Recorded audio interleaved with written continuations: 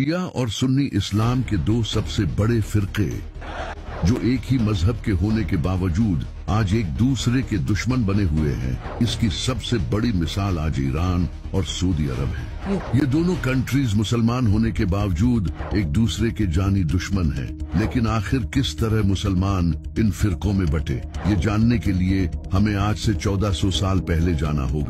नबी सल्लल्लाहु अलैहि वसल्लम की वफात से तकरीबन 3 महीने पहले अल्लाह ने नबी सल्लल्लाहु अलैहि वसल्लम को इनकी जिंदगी का आखिरी हज करने का हुक्म दिया, जिसके बाद नबी सल्लल्लाहु अलैहि वसल्लम ये हज करने के लिए मक्का की तरफ रवाना हुए और फिर नबी सल्लल्लाहु अलैहि वसल्लम ने हज अदा किया। हज से वापसी के सफर के दौरान नबी सल्लल्लाहु अलैहि वसल्लम एक जगह पर रुके जिसका नाम गदीर खुम था। ये एक ऐसी जगह थी जहां से डिफरेंट रास्ते निकलते थे, यानी कि अब मुसाफिर एक ऐसी जगह पर पहुंच चुके थे जहां से इनके रास्ते अलग होने वाले थे। तो नबी सल्लल्लाहु अलैहि वसल्लम ने अपने सहाबा को हुक्म दिया कि मेरे लिए एक मिंबर तैयार करो, जिसके बाद नबी सल्लल्लाहु अलैहि वसल्लम के सहाबा ने उनके लिए एक मिंबर तैयार किया। फिर आप सल्लल्लाहु अलैहि वसल्लम मिंबर पर चढ़े और फरमाया, ऐ लोगों, जान लो कि मैं भी एक इंसान हूँ।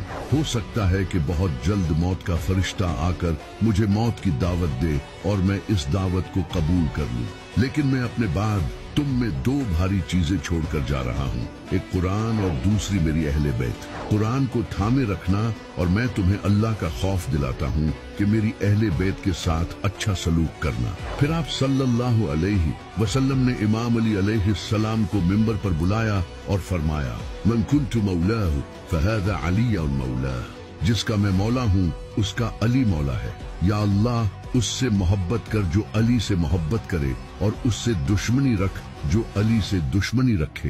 अरबी में मौला का मतलब सरदार या लीडर होता है, यानी नबी सल्लल्लाहु अलैहि वसल्लम इमाम अली को उम्मत का लीडर बनाकर गए थे। ये सुनने के बाद हजारों सहाबा ने इमाम अली को इसकी मुबारकबाद दी। जैसे कि हजरत उमर ने कहा, मुबारक हो अली, आप हर मर्द और औरत के मौला बन चुके हो।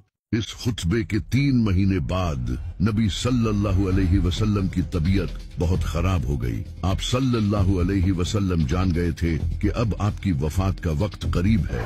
तो आप सल्लल्लाहु अलैहि वसल्लम ने सहाबा को हुक्म दिया कि मुझे कागज और कलम ला दो ताकि मैं तुम्हें एक वसीयत लिख दूं, जिसके बाद तुम कभी गुमराह नहीं होगे। लेकिन हजरत उमर ने आगे से कहा, नबी सल्लल्लाहु अलैहि वसल्लम बीमारी की हालत में ऐसी बातें कर रहे हैं और हमारे पास वैसे भी अल्लाह की किताब मौजूद है जो हमारे लिए काफी है। ये सुनकर सहाबा के दरमियान बहस शुरू हो गई। कुछ सहाबा ने कहा कि नबी सल्लल्लाहु अलैहि वसल्लम की बात मानो और उन्हें कागज और कलम ला दो, जबकि कुछ सहाबा ने इसकी मुखालफत की और नबी सल्लल्लाहु अलैहि वसल्लम के बारे में गुस्ताखाना अल्फाज कहे, जिन्हें मैं अपनी जबान से बयान भी नहीं कर सकता। जब नबी सल्लल्लाहु अलैहि वसल्लम ने ये सब देखा तो आप सल्लल्लाहु अलैहि वसल्लम नाराज हो गए और फरमाया, मुझे बस अकेला छोड़ दो।